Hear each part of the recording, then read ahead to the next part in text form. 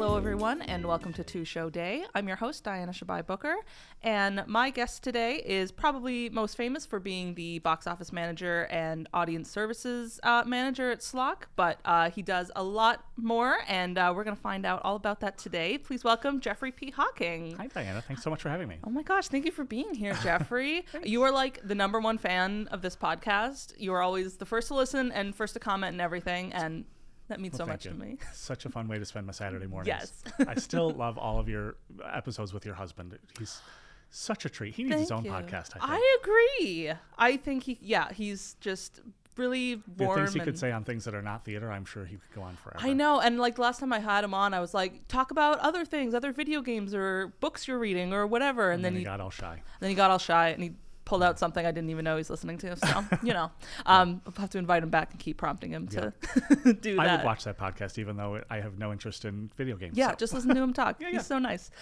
So as I mentioned, people probably know you from being the box office manager at Slock, and you're very famous for your tales from the box office. Yes. Yeah, which are like anonymous, or you turn them anonymous and put them on social media, which I think are hilarious. Yeah, I do, because people say the wildest things. Anyone who's any kind of customer service role knows that the things you should get. So just a little slice of life and interesting things. And I did bring a surprise. Hopefully you're interested.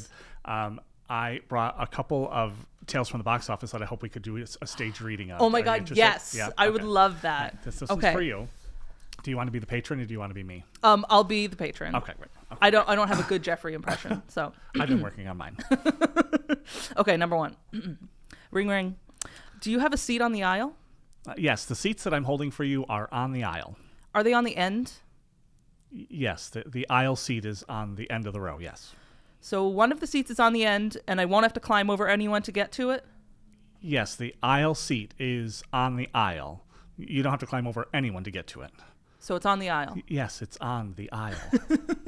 And I really wish I could say that this is an isolated incident, but I have probably gotten this question 50 times. The people that can't understand what an aisle is and that's the seat that I'm holding for them. Mind you, if they would just book online, they would see that it's on the aisle. It's right there. And they wouldn't have to trust that I'm telling them. Yeah. Anyway. All right, ready for the second one? Yes. All right, number two. I got a message that I should call and give my credit card number to Jeffrey, but you said that your name is Jeremy. No, I said my name is Jeff. I'm not sure I feel comfortable giving my credit card to you, Jeremy. This isn't Jeremy. My name is Jeff, as in Jeffrey. I'm the only one that works in the box office. I left you the message. I don't know who Jeremy is. I'm sorry, Jeremy. I don't know what I should do. I don't feel comfortable giving my credit card to you. All right, hold on. Let me see if Jeffrey's available. Hold music. Hi, this is Jeffrey. How can I help you? Oh, good. Hi, Jeffrey. I'd like to give you my credit card number for my ticket. Thanks so much. Did you do a different voice when you came back? No, it just was me. If she doesn't know Jeffrey from Jeremy, she's not going to know my voice either way. That's totally. Although I should have given a southern drawl or something. That would have been fun. Howdy, lady. Yeah, do your accent work on the phone. And so the last one is just I had a very, very long conversation with a patron, and they had so many questions. I was on the phone with them for probably 15 minutes. Oh, no. So many questions. So this is just a sampling of questions that I got during the course of that call. Okay, one call. Okay. One call. Number one, what are you? Number two, I've never heard of you. What's the theater all about? Not the show, the theater, like the actual building. She wanted to know what the building was all about. Why did this show up on my Facebook? Why is Proctor so expensive? That's a great question, actually. Why is Proctor's so big? Where are you located, and is it near Proctor's?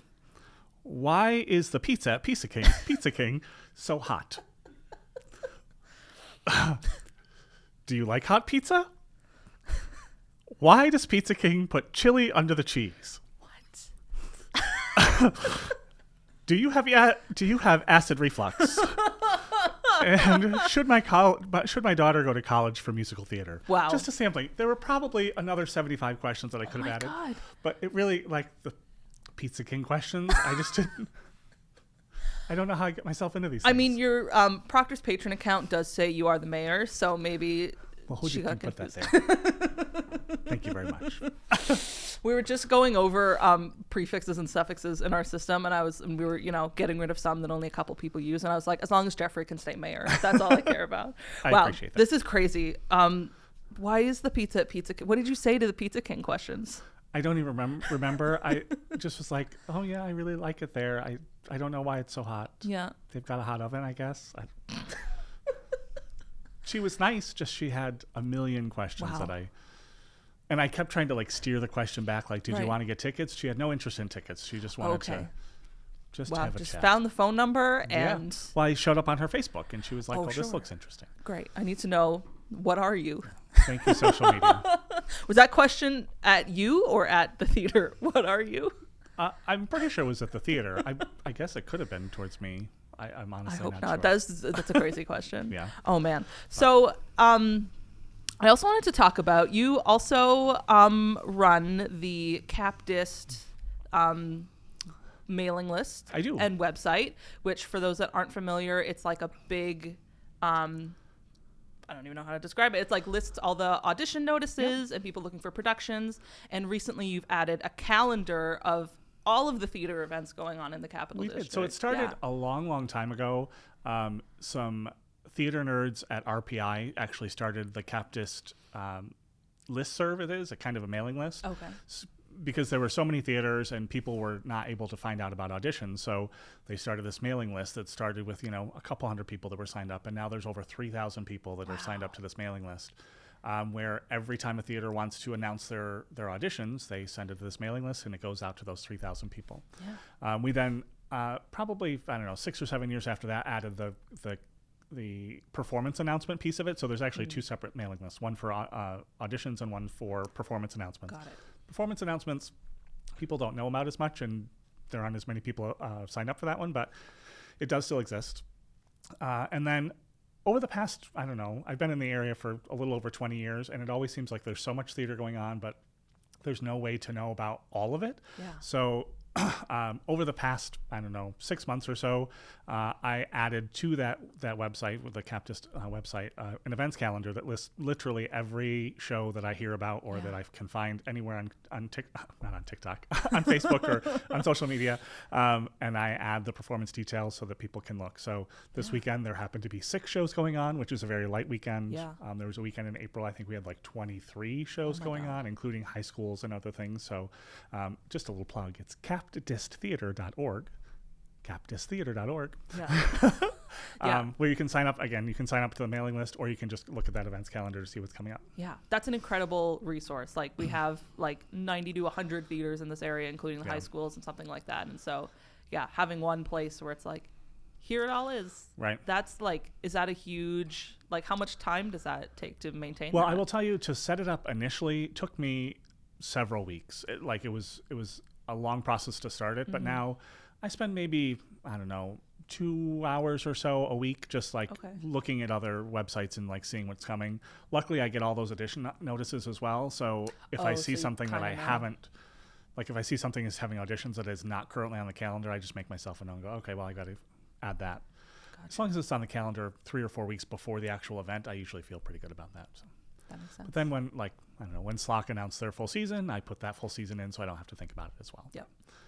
Now that the groundwork is done, it's not too much to manage. It's not too bad. Yeah, that's wonderful. And you are also involved in the Capital Region Festival of Theater. Yes, I am. What's your role in that?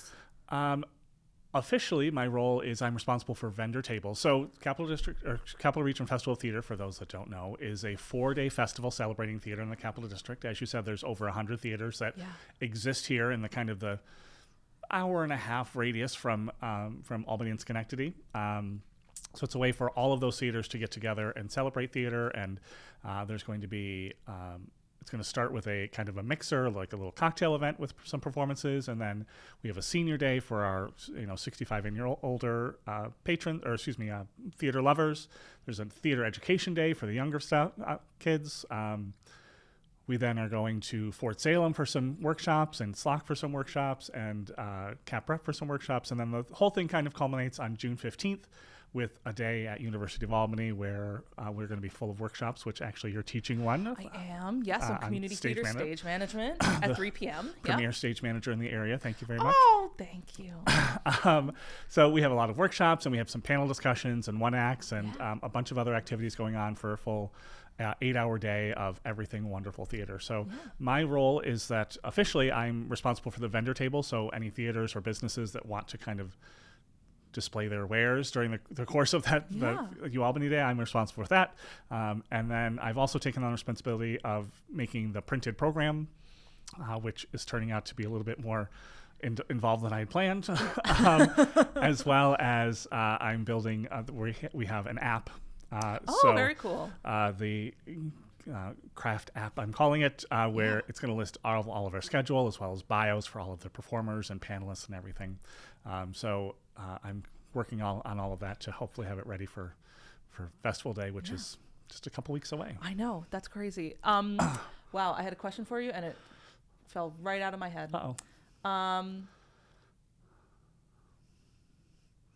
No, it's gone. I'll give another plug though. So Great. if you're watching absolutely. this and you don't know about Capital Region Festival of Theater, you can go to our website, Craft, CRFTINC, craftinc.org.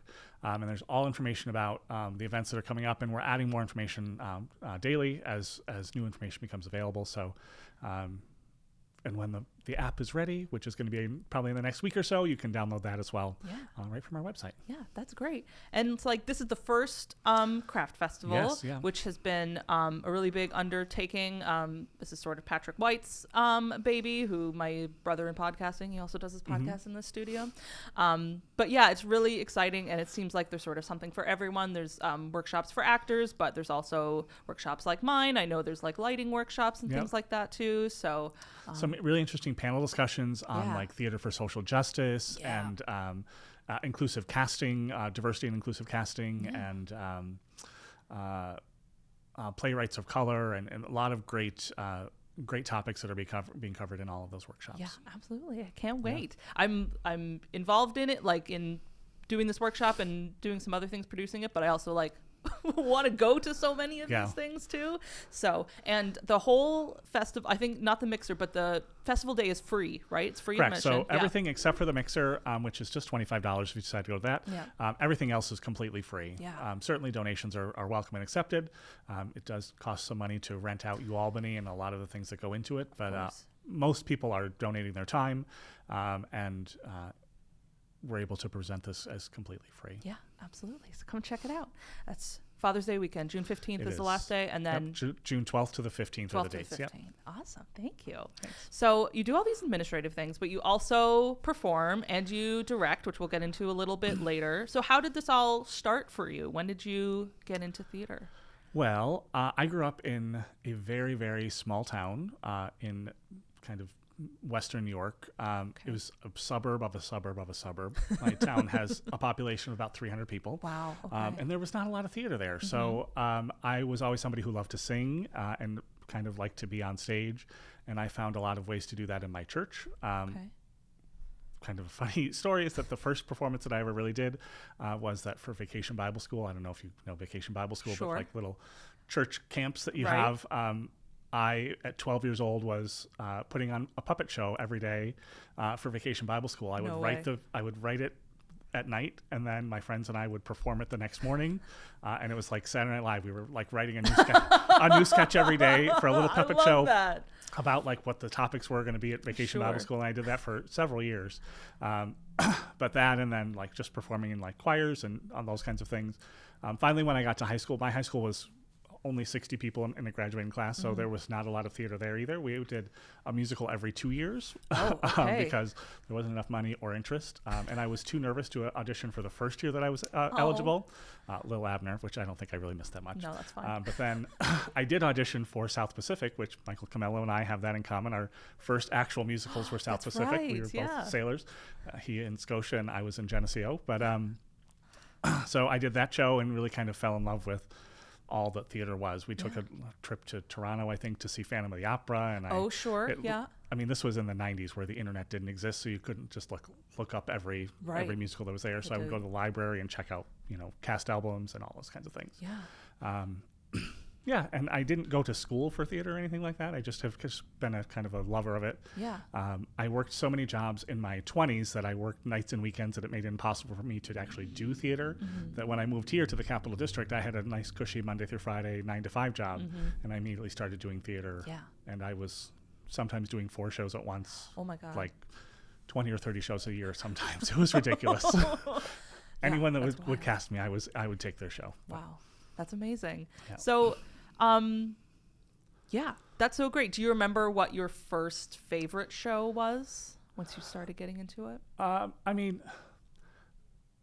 I fell in love with like the spectacle of theater, seeing Phantom of the Opera. Of course, I didn't realize at that point that theater could be a lot more than that as well. But like, I was so taken in by like the huge sets and the gorgeous costumes because I'd never ever seen anything even similar to that, you know, in my little town. I mean, our production of South Pacific did not have that level of anything. So like that, the magic of like all of the spectacle that is theater really caught me. Phantom of the Opera. I can't say that it's necessarily my favorite show now, but it does hold kind of a special place in my heart. Absolutely. Yeah, similar. My first favorite show was Les Mis, and then Phantom followed that too. Yeah. And Phantom was actually the first show I saw on Broadway, like real Broadway. So I have a special place for Phantom in my heart too. Yeah. Whether it doesn't hold that place anymore, and like, do I think it needs a like sexy nightclub immersive version? I don't think so. I don't think so either. But they're doing it because Andrew Lloyd Webber just wants to spend all of his money. So. Yeah, that's my friend Julie really hates Phantom of the Opera. She's like, it's about a creepy old guy who is trying to kidnap a young impressionable girl. Sure there's nothing good about that. And I was like, well, you're actually right. Yeah. My favorite, in that phase, I read the Phantom of the Opera book, the Gaston Leroux book, and at one point, the Phantom's real name is Eric, right? So at one point, he's like kidnapped Christine, and they're in the basement, and he's like set this bomb that's gonna go off to explode the opera house, and he's like, well, we just gotta wait for this to happen. You want to see some card tricks? And he's like such a nerd, which does not come off in the musical at all. He's like very mysterious, and it's like, nah, he's just a. Is this your card?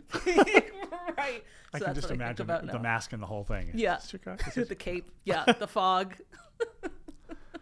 Ridiculous. Yeah. I do have several friends that went through huge Phantom phases, and they would not call him the Phantom. They would only call him Eric. Oh my God. Which that's a whole nother level of Phantom nerddom. But I'm not judging. It's very nerdy. It's a little bit like, it's not Frankenstein. It's Frankenstein's monster. Exactly. We all know we all know. Exactly. It's fine. Oh man. All right. Let's get into the meat of the show. I am so excited to talk to you about your show today because until this week, I had never seen it. Oh, okay. I knew all about it, but you sent me a video of a production that you directed, which I really enjoyed. Thank you. Jeffrey, please tell us what your show is. My show is Avenue Q. Avenue Q. Yes. So. Which, you know, my Vacation Bible School puppet history. Yes. It only makes sense now. And I didn't ever actually connect it until today when I was thinking, I knew you were going to ask me, like, how did you start in theater? And I was like, oh, wait a minute. I started with puppets. With puppets. That's so funny. But, yeah. So, give us the details. Okay. I have notes. So, music and lyrics by Robert Lopez and Jeff Marks.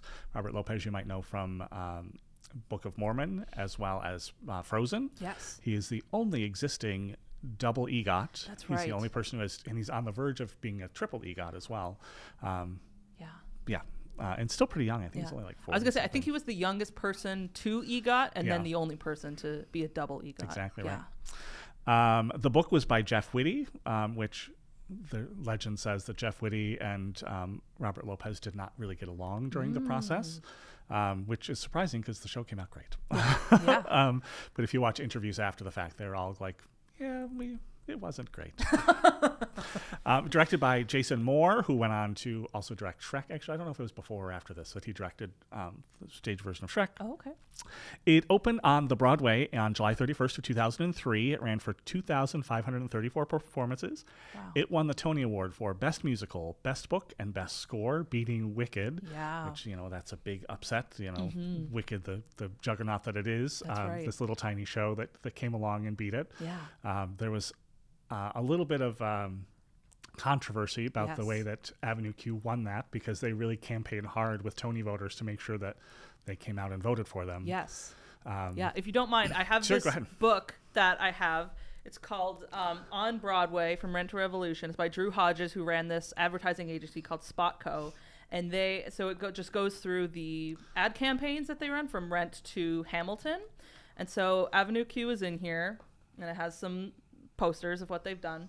But it also talks about that marketing campaign. And it was 04, so it was an election year. So they really leaned into that. And they have all these buttons that say, like, don't suck, vote Q, and vote with your heart. And they had this fuzzy taxi and like all these things. And they sent out this original song that they wrote about one of the puppet characters, Rod. He didn't know who to vote for in his Rotary Club, and he decided to vote with his heart and things like that. And since that upset, you are not allowed to send out that kind of supplementary material to Tony voters. You can only send out like the script or your cast recording and things like that. Yeah. So.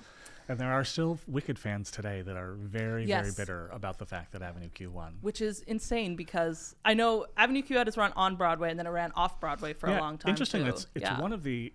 I think it was the first show that actually moved from Broadway to off Broadway. Usually it's the other way around. I think there might have been a couple of smaller ones like back in like 60s and 70s, but Avenue Q moving from Broadway to off Broadway started several shows doing that. It ended up Jersey Boys moved off Broadway, and The Play That Goes Wrong, and a couple of other shows have since moved from Broadway to off Broadway.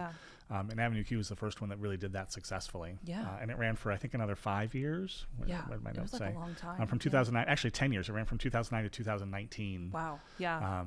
Which is a long time. Some shows just like work really well off Broadway, I think. Well, it's a cast of 9 people. It's a small kind of. It doesn't have the broad appeal that Wicked might have. Sure. I think there's still a lot of appeal, and they were playing to really full houses even off Broadway. Just the people weren't willing to pay $150, I think, for it. That's fair. And it doesn't need like a huge space, right? It's a unit set. And they really took the original set from Broadway and didn't really change at all, because I saw both on Broadway and off Broadway. Fun fact. So in 2005, I took a bus trip to New York City, and I went to the Wicked Lottery, and I won the Wicked Lottery for the matinee. So I sat in the front row of Wicked for $25.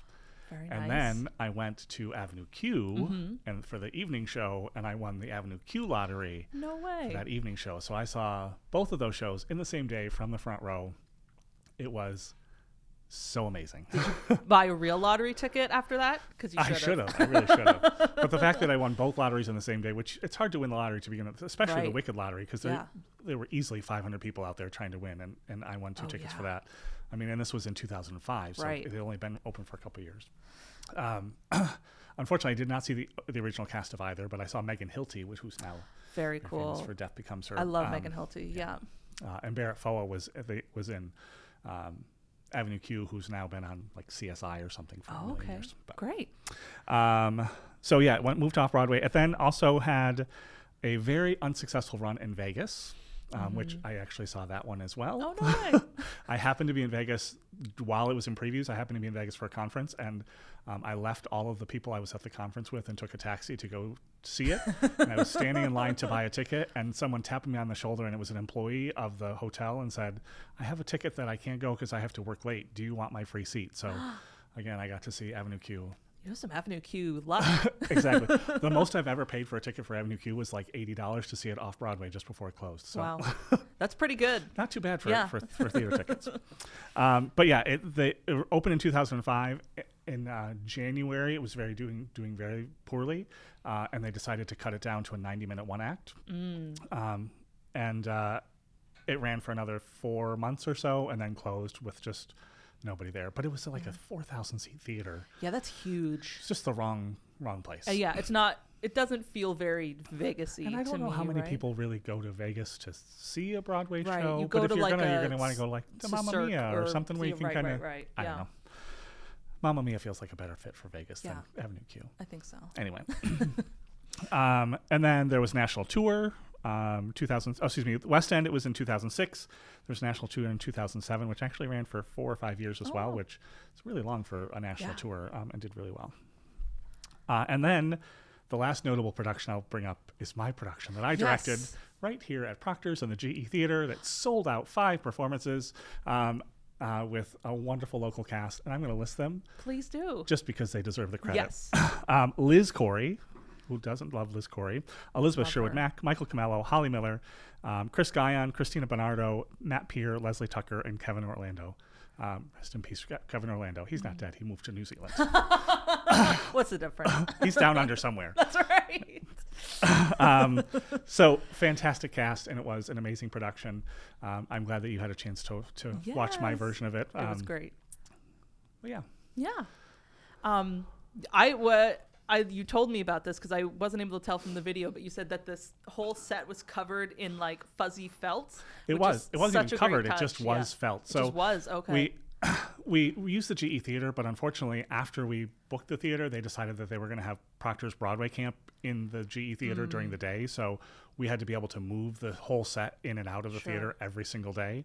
So we didn't want to have like a huge, heavy, bulky set. So I had a genius idea one day, and Michael McDermott, who was my set designer and builder, kind of played along with me, and we bought 200 yards of felt and made the whole thing out of felt, so it was easier to carry. I love that. But yeah, it was kind of a neat look. That is a very cool idea. Yeah. Yeah. So yeah, let's get into it. For the uninitiated. Sure. How does it go? So first of all, if you haven't picked up on this already, it's features puppets. There are 3 human characters, very much like Sesame Street. So it's kind of a grown-up Sesame Street. Yeah. Has very much the feel of Sesame Street, but with adult themes. Yes. It was actually developed originally as a TV show. They were trying to pitch it as a TV series.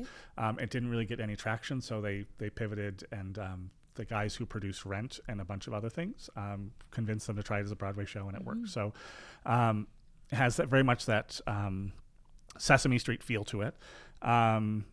So puppets and human characters, and kind of the neat thing is that unlike Sesame Street, you can see the puppeteers, so it's not like the puppeteers are hiding underneath something, so you can see. And what's really cool is if you don't even realize that it's happening until you like really focus on it, but you never look at the puppeteer in the audience. You're so focused on what the puppet is doing, and what the puppeteer is doing with their face and with their emotions and their expression is informing what you're seeing in the puppet. But you don't really realize it's happening unless you like really closely study it. As we were directing it, we really went like very deep on that and made sure that, you know, the puppeteer was never like looking at the audience or was never like out of the moment. They were that character as much as the puppet was. Right. And it was a really kind of hard trick to pull off. I don't know if it was a trick, but a hard technique to pull off. But when it's done really well, the puppeteer kind of disappears into the space. Yeah, they are very much like one. Yeah. Right? Yeah, everything the actor is doing, like you said, with their face or with their voice is all feeding into the character, and they're, doing the same things. They're looking at the character their puppet is looking at. Yeah. Because the puppet can only do so much with their expression. Right. And really what the puppeteer is doing is like when the puppeteer is sad and you can feel that sadness, it comes through the puppet. It's really kind of an amazing technique. Even if like, their eyebrows aren't moving or whatever. Yeah, totally.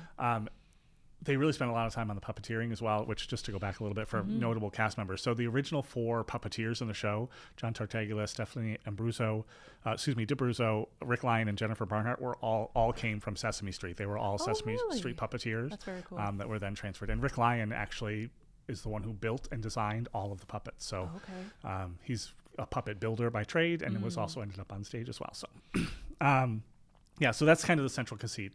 It's Sesame Street for adults, and the puppets are the ones telling the story. Yeah. And just like on Sesame Street, the puppets interact with the adults or the human characters as well. Yep. And that's not like a weird thing. It's like everyone is here. It's not like the humans aren't weirded out by it. From the jump, that's how that's the kind of the stand of the set, and it's never questioned, and it's never It's never weird. Yeah. So the story follows Princeton. Princeton is a recent college graduate who's trying to find his purpose. And if you were watching the podcast with Hannah DeStefano, you'll know that is exactly the plot of Pippin as well.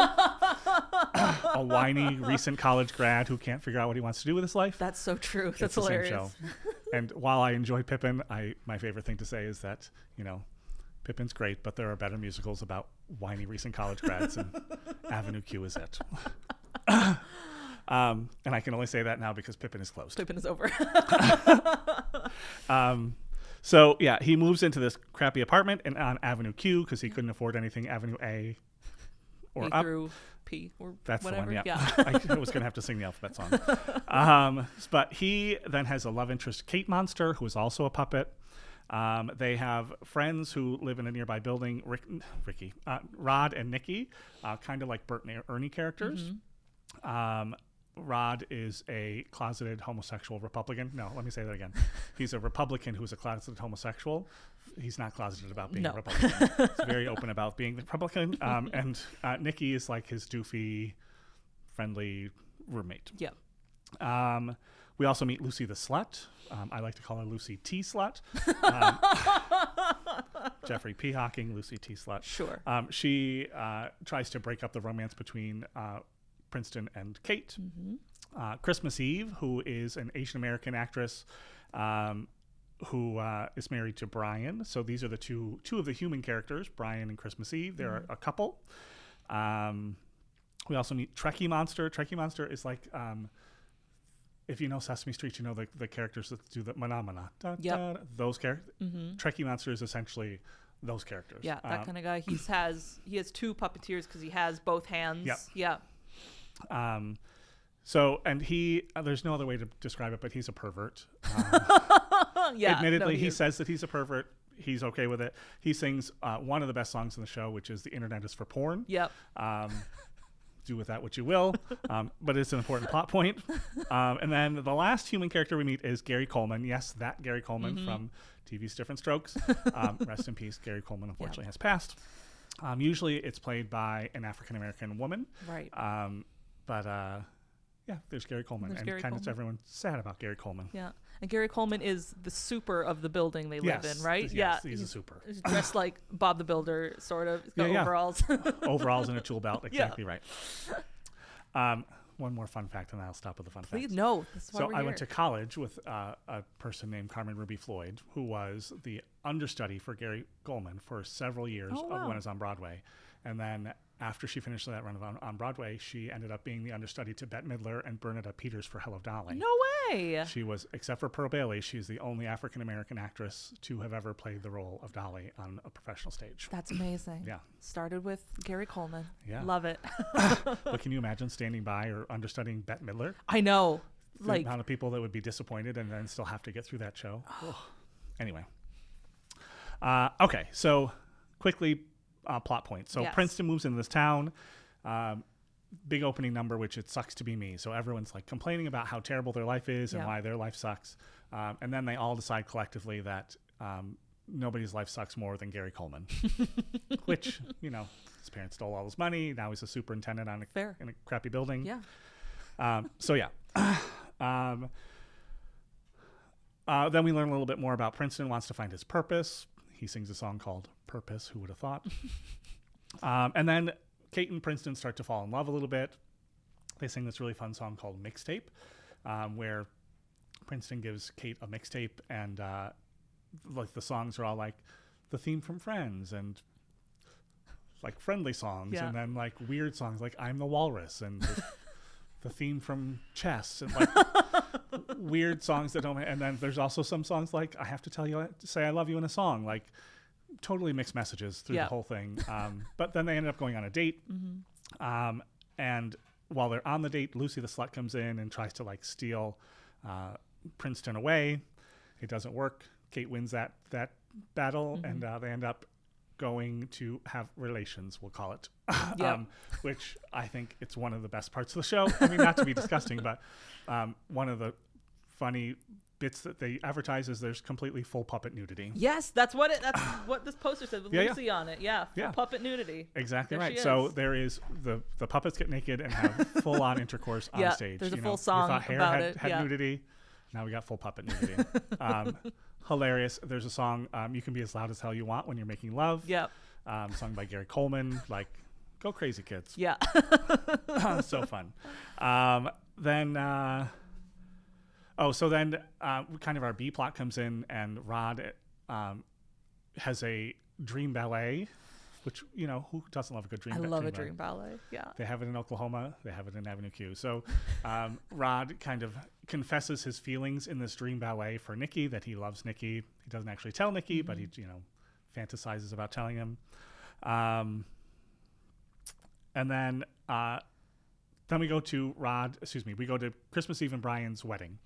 And at that wedding, Nikki actually outs Rod to all of their friends. And Rod is devastated that he's been outed. Mm-hmm. He tries to cover it up. He sings the song, I Wish You Could Meet My Girlfriend. Yes, but her is a girlfriend in Canada named Alberta. Her name is Alberta. She lives in Vancouver. She cooks like my mother and sucks like a booger. Which, you don't get lyrics like that anywhere else. No, you really don't. And I will say, Michael Camello is Rod in that role, and my production was literally perfection. Yeah, it was perfect. Yeah. Did you hear that, Michael? I gave you a compliment. I just about peed my pants when he sang the last line of that song, which I won't spoil for anybody. But yeah, it was amazing. It was a lot of fun. Yeah. I gotta be honest with you. And then at the wedding, Princeton also realizes that he's not ready to have a girlfriend, and he ends up breaking up with Kate because he wants to have time to find his purpose, which sounds like a typical recent college grad. He's like, can't commit to anything. That also happens in Pippin. It does. Look at that. I wonder if they realized when they were writing this that they were like, this seems like Pippin. Is Pippin. Okay, I have a short sidebar. So I saw Ride the Cyclone recently. Colonial Little Theater did it, and I've never seen it before. I had a good time. I thought the production was well done. But for those not familiar with Ride the Cyclone, the basic plot is that there's this choir group that is on this roller coaster, and it flies off the rail or whatever, and they all die. And there's like, the fortune teller machine guy at whatever theme parks. What is he? He's called the Amazing Karnak in the show, and he's the one that decides. And tells all these kids that one of them can be brought back to life. And so each of the kids are in this purgatory state, and they each get a song about what their problem is, which is cats. I have a problem with cats too. I also have a problem with cats, but I was like, oh, this is really fun. And I was like, wait a minute, is this cats? And then the weird one that is like the outsider from all of them, just like Grisabella and Cats, is the one that gets to live at the end. They go to the Heaviside layer. Yeah, exactly. She gets on the tire and there's nothing new anymore, is there? You think you came up with the original idea? Do you think they knew when they were writing it that it was cats? I don't know, but I could not get that out of my head. I almost hope that they do know, and that was the intent. Right. And it was just like, we're going to do cats with school children. Huh. I don't know. Anyway. I love it. So Princeton breaks Kate's heart. She sings this beautiful Act 1 finale. Yes. There's a fine line. There's a fine line between love and a waste of your time. And it's gorgeous. Liz Corey made me cry every night, as only Liz Corey can do. I love you, Liz Corey. Yeah. I don't know if you're watching this or not. This is the Liz Corey fan club. But you she doesn't know. Yeah. So now we go to Act 2. And in Act 2, everybody's miserable. Princeton is mad about life because he doesn't have a job, and he broke up with the only good thing in his life, and he still can't find his purpose. Nikki gets thrown out of Rod's apartment, and he's now living on the street and doesn't have any money. Kate is upset because she obviously wanted to be with Princeton and is not. And then it turns out that Princeton sleeps with Lucy, and she finds out about it, and it's a whole big mess. Kind of the culmination of the three of them all going through all of that terrible stuff is another one of my favorite songs in the show, I Wish I Could Go Back to College, which is it feels like it doesn't belong in the show, but yet it really does belong in the show. It's the three of those characters saying, when I was in college, things were just so much easier, and I was on a meal plan. I didn't have to worry about paying bills, and it just was so much. And at the time of my life when I encountered the show the first time, I felt that so hard. I was at the time I don't know, late 20s. Sure. And had been out of college for a while and was like what am I going to do with my life? Right. And I wish I could just go back and hang out with my friends again and all of those things instead of paying bills and all those terrible things. And it always has just been really like a special place for me. Yeah, absolutely. So anyway, so that happens. And then what happens next? So in the course of Nicky being homeless, he's out on the street begging for money, and he begs for money from Princeton. And Princeton realizes that when he gives money to Nicky, that it makes him feel better. So his act of selflessness was really selfish and was like, oh, when I give money to people, I feel much, much better about that. And he decides that he's going to win Kate back by raising money for to open a monster school, which I missed that plot point at the beginning. Oh, yeah. Kate's biggest dream is that she wants to open a school for monsters. Right. She's a teacher. Yeah. Right. She's a teacher and she wants to open a school for monsters. Yeah. So the whole cast comes out and they try to collect money from the audience. And then it turns out they don't collect enough money. All they get is like $3 in a Stewart's milk card or a Metro bus pass or whatever. So they don't have enough money to open the school. So they go and ask Trekkie Monster if he wants to give any money. And it turns out that Trekkie Monster has $10 million because good. He said the only stable thing in a terrible economy is porn. And he invested all of his money in porn because that's what it's for, in his opinion. Sure. So we had $10 million to donate to this school for monsters.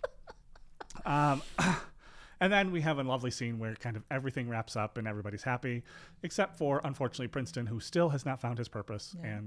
And kind of the final song is that everything in life is only for now. So it's kind of almost like It Gets Better kind of a song. Right. Maybe not everything's perfect right now, but it's going to get there and you just need some time and it'll all work out. I love that message. It's like, the bad things you're going through won't last, but also the good things you have, you should appreciate them while you have them. Exactly right. Yeah. So that's kind of the plot points of the show. Was I too verbose with that? I'm sorry. No, I love it. No, it was great. So what were the things that drew you to this show in the first place? Because you have this storied history with it. Yeah. Well, I think, first of all, I was a kid watching Sesame Street in the in the 80s, in the heyday of Sesame Street. So that really kind of attracted me. And I really have the theater that I like most is when we take something that we know and look at it in a completely different way or in a different form. And I think Avenue Q really does that, and it brings it into a modern conversation with. I mean, it attacks so many things like LGBTQ, and if you think about in 2003, the landscape for LGBTQ people was very different then. We didn't really talk about it. There's a song about racism, and everyone's a little bit racist, and I think even today, I think we have to admit our own racism, and it's not necessarily racism that is going to. I think the line in the song is, "Everyone's a little racist sometimes." It doesn't mean we go around committing hate crimes. Right. I think if we admit and acknowledge the racism that we have, we all have biases that we can overcome that and understand, how other people are living and put ourselves in their shoes. And I think that was a really important message to me. It just has always been a show that had tackled really tough subjects, but in such a light way that it didn't feel like it was preaching. Sure. And I think that's a great way to deliver a message. Yeah, absolutely. Thank you so much for bringing this show to the show. Thank you. It was just, I love it when people bring first of all, bring shows that they're passionate about, because that's what I want to talk about, but also things that I don't have experience with, because then I get to do research and learn all about them. So I have to yell at one more person, though. Please. I'm going to do it on camera. So Jess Fitzitzi yelled at Michael Camello for stealing Sweeney Todd. She did. Which she didn't. Michael didn't steal Sweeney Todd. You did. He brought Gypsy. He did bring Gypsy. So Jess Fitzitzi, you owe an apology to Michael. And my second favorite show of all time is Titanic. And you stole that from me. So there. I can't wait till someone else comes on and accuses you of stealing Avenue Q. I can't wait for that. We have a train now. Oh, man. Okay. So my show this week is also in the theme of Puppets Gone Wild. And also I'm wearing my slimy earrings from Sesame Street. And my mom would call this shirt an Ernie shirt because it has horizontal stripes on it. So I got a Henson workshop theme going on here. Your worms and your shirt are wearing the same costume. They are. We're all matching. So my show today is Hand to God, which is a play. It was written by Robert Askins. And please note, when you Google Robert Askins, a, quote, convicted sex offender and suspected serial killer comes up, and they are not the same person. Oh, wow. This playwright has also written for the Umbrella Academy and is attached to an upcoming John Wick sequel. So, different person. Good for him. Yeah. It was directed by, I'm going to butcher this name, Moritz von Stupnagel.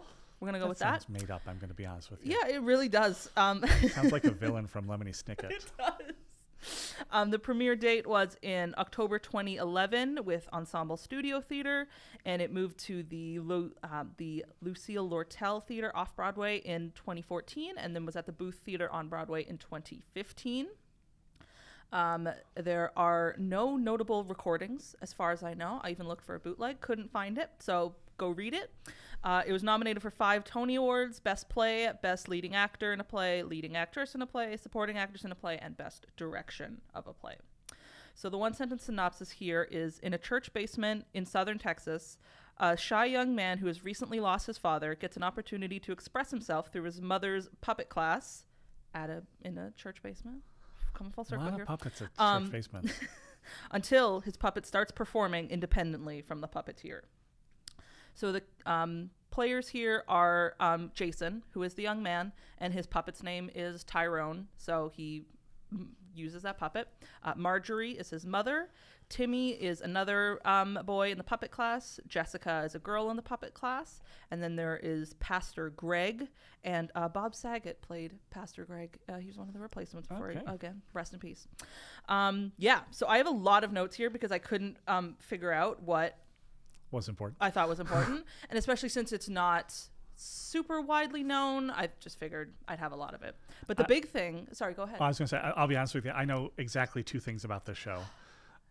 I've never seen it, mostly because I don't see plays because I can sleep at home for free. Sure. Which is a quote from a play, Steel Magnolias. Thank you very much. Yes, it is. I do see plays, quite honestly. Anyway, don't come for me. The 2 things I know about the show is that the main puppet character is either like turns into Satan or thinks he's Satan or is somehow possessed, which is really all I knew about that. And the other thing I know is that there was a big hoopla because somebody in the front row tried to plug their iPhone into the outlets on stage, and it turned, and I think there was a question about, was it a publicity stunt or did somebody actually do it? Yeah. And those are really the only 2 things I know that was a about big the thing show. I wanted to talk about. I'm sorry, I didn't mean to steal your thunder. No, I'm glad you brought it up because their Playbill did an interview with this guy that tried to plug in his thing. It was very funny. They said exclusive, and it's just an interview with this nobody that nobody cares about. If it was Patti LuPone, that would have been an exclusive. That would have been amazing if Patti LuPone just got up and tried to plug her iPhone in. And I don't know this man. I'm not going to mention his name because I can't remember it. This was 10 years ago. Maybe he's changed, but he comes across as quite a douchebag in this interview. And his phone, he says, his phone is at like 5%. And he tried to plug it into the restaurant before, and they yelled at him. So he was like, well, I'm just going to hop up and try this. And it's like, the audacity. On stage. I'm so and it was a fake plug, so it didn't even work. Well, that thankfully. makes me even happier. But in it, he was like, well, you're welcome, play, because I brought some publicity to your... It's like, yeah, this play on Broadway that probably spent millions of dollars to get here needs you, jerkface, to plug your phone in. He needs to talk to Pippin in Princeton about finding his purpose, and it's not plugging his phone in. Exactly. It's not. Shut your phone off. Exactly. Enjoy the show. It's fine. So my personal connection to the show is this was the first show I saw after moving to the U.S., so I remember it very clearly. It was February. I was living in North Dakota at the time. Jeremiah was working evenings at Target. So I was by myself. I was there too early because I was excited. So I took a walk through downtown Grand Forks by myself, and it was freezing. Was it a tour or was it like a local production? It was a local production. Okay. Yeah, the Empire Bold. Theater Company did it. Yeah. Sorry, it was old? No, bold for that. Oh, yeah. Absolutely, yeah. Empire Theater Company, under that artistic director, his name is Chris Berg, they really prioritized doing new works. They did a lot of like Sarah Rule and things like that. So, yeah, it was great. In rural North Dakota, no less. Exactly. Yeah, yeah. Really big stuff. Trying to think of some other productions they did. I don't know. They did really great stuff. So it really felt like one of the first independent things I did by myself, right? I moved out of my parents' house into this new country, was just doing things by myself, living in my own apartment, making my own money. Jeremiah wasn't even my husband yet at that point. We hadn't gotten married. We didn't even have Lola yet.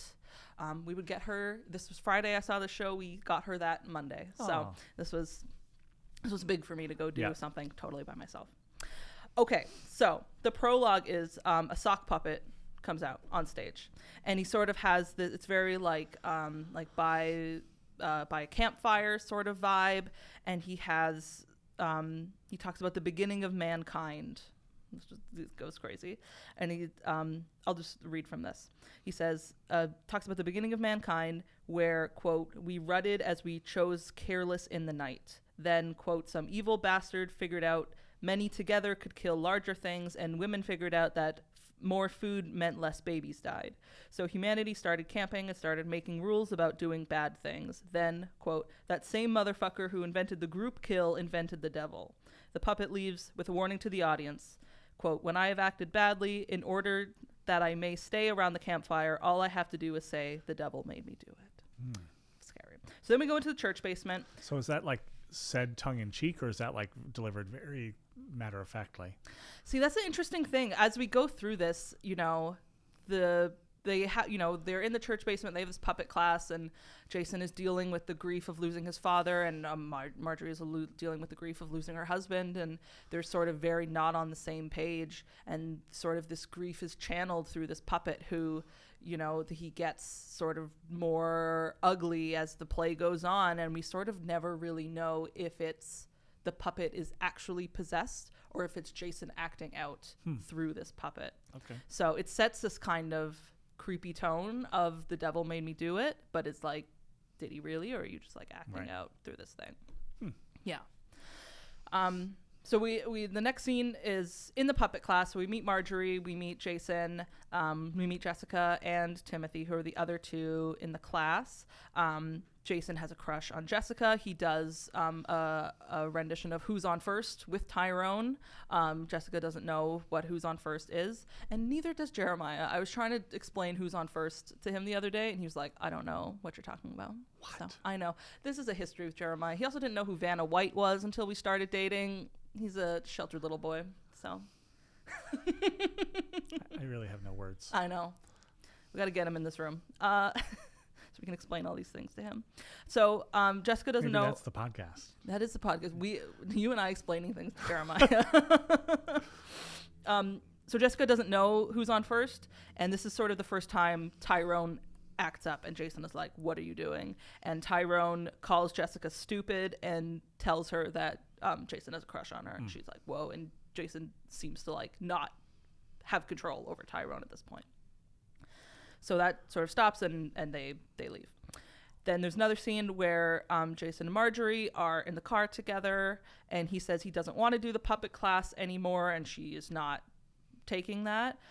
It's very clear that they're not on the same page. The relationship is very dysfunctional, and so they're fighting. Jason refuses to continue with the puppets, and he rips Tyrone's head in half, and Marjorie is so upset she kicks him out of the car and says, walk home, kid. Like because of the disrespect to the puppet? Yeah. Okay. Yeah, because the puppet is like, puppet class, I think, is holding her life together right now. And so showing disrespect to the puppet is showing disrespect for what she's trying to do and trying to lead him through this. Yeah. So the next day we get Pastor Greg coming in. He's trying to comfort Marjorie. She's very upset by this incident, but he has feelings for her, and she tries to say no to him, and he gets frustrated with her, and she's not taking rejection very well.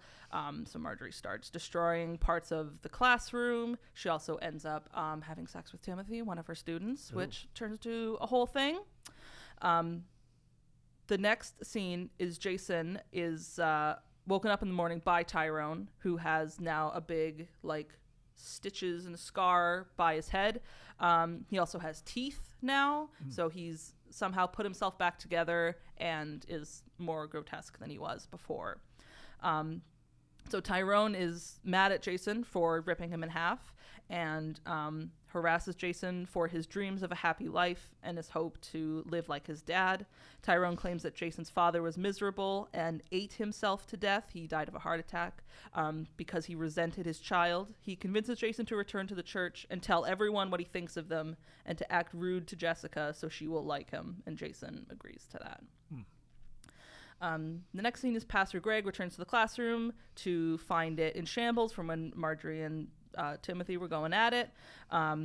Marjorie gets upset. She leaves the classroom. And then Timothy is harassing Jessica. And then Tyrone comes to Jessica's defense. And it turns into this huge fight. And Tyrone attacks Timothy and bites his ear off. And there's blood everywhere.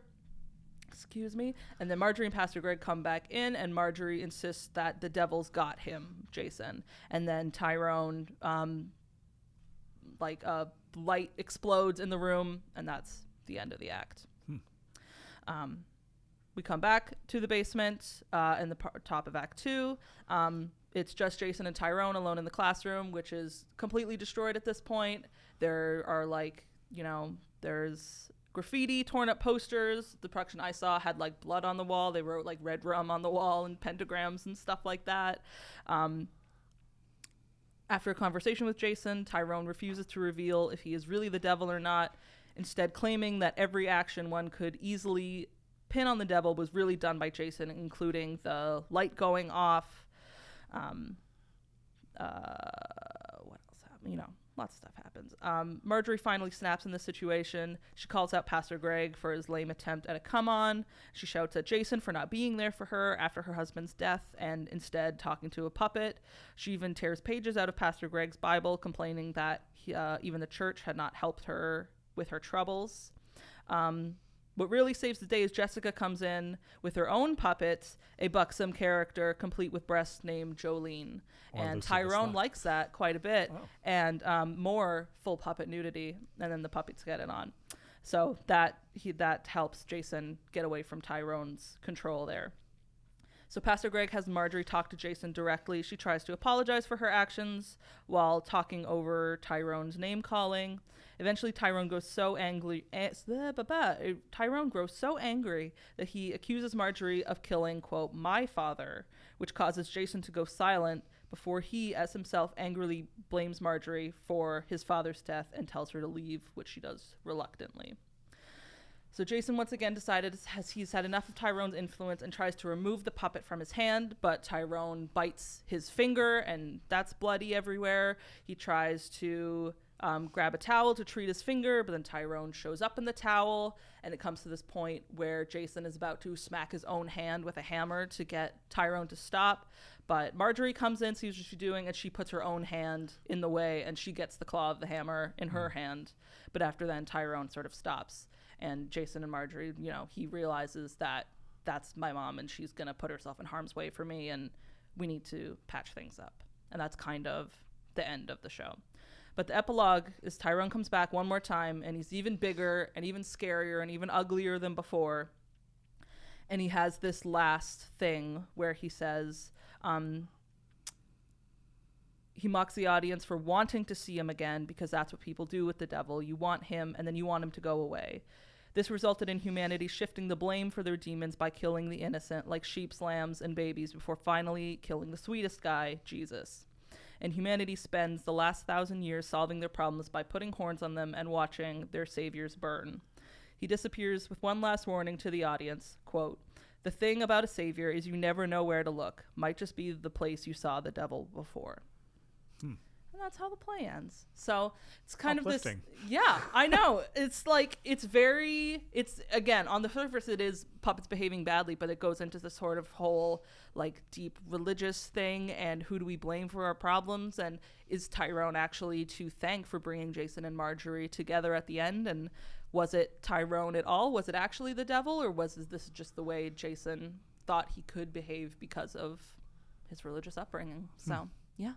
Maybe some kind of mental health issue or... Exactly. So you're kind of left... I remember being freaked out when I left this theater. I was like, that's scary. Tyrone's in my house. But yeah, so I think it's a super interesting play. And I remember I think it was done regionally, sort of shortly after it came out. I remember reading an article saying it was one of the most produced plays that year, but that was 10 years ago and I haven't seen it done lately. And it's sort of, I think it's mostly a unit set. It's a church basement. And when they're in the car, they're just like in seats ahead of the downstage of the set. So could super easily be done. And I would love to see it get revived. Cause I think shows featuring puppets, I don't know, people are less likely to do them because of that element, but there's so much you can do with puppets, and I think that art should be explored more. I agree. Yeah. I can tell you it's expensive to do Avenue Q. Sure. If you don't have those puppets, to either rent them or build them is very cost prohibitive. So yeah, that's totally fair. And also, I mean, not to go back to Avenue Q, but I don't know how Avenue Q would play to today's audiences with all the things about racism. Sure. It's almost a little tone deaf, but also it challenges the audience at the same time, I think. So like, I really have to like sit down and figure out what side of that coin it would. Yeah, that was the experience I sort of had watching it for the first time in 2025. I was like, whoa, some of it was like, whoa, this is a 2003 show for sure. But also some of it was like, isn't that the point? Right. Like these were put in there to be, controversial on some level, or to be like, to give shock value. So then there's, I mean, the character of Christmas Eve is very much a caricature of an Asian person. Right. Like, that feels a little off. And the fact that Gary Coleman is now dead also feels a little weird. I still love the show, but like, I don't know. Yeah. It's tough in 2025 if it would be well received. That's true. Just more reason for more shows featuring puppets. Exactly. I agree. I agree. Wonderful. Well, thank you so much for being here today with me. Thank you for having me. It was so much fun. It was fun. Is there anything else you want to plug before we leave? I don't think so. I think I've given all my websites. Wonderful. If you are buying tickets to a Slock season or Slock subscription, you'll get Jeffrey on the other end of the line. Don't ask stupid questions. Or if you ask stupid questions, maybe you'll end up expect them to get published. There you go. Maybe you'll end up on the next Tales from the Box Office. There's a demand for me to write a play or a musical that's Tales from the Box Office, but I'm not sure people really realize how uninteresting that would be. I would love like a page-a-day calendar Tales from the Box Office. That might not be bad. Yeah. I think just like a staged reading of like guest stars to come in and read the different patrons. Yes. I don't know that it needs to be a play necessarily. Yeah. Well, that's like a good, like a one night only fundraiser sort of idea, I think. And I think it also raises awareness about like, don't be an idiot. There are lots of things on the website that are like frequently asked questions. Check them out and then give it a call if it still doesn't there. I know we're out of time, but I recently had a call where it literally says on the website, the seats in the risers are actual chairs. They're not bleachers or benches. And someone called me and said, the seats on the risers, are those like bleachers or benches? And I said, no, in fact, they're actual chairs that are sitting on a riser. He goes, oh, because I saw it on your website that it says they're not bleachers or benches, so I thought I'd call and ask. So you literally read it with your eyes. And then you called to make sure what you read with your eyes was correct. Thank you for your time. Wow. Amazing. Yeah. Anyway. Thank you so much. Thank you. This was a lot of fun. Two Show Day is hosted by me, Diana Shabai Booker. Cover art is with contributions from Ivy McGurran. If you'd like to get in contact with us, please visit our link tree at linktr.ee/2showday.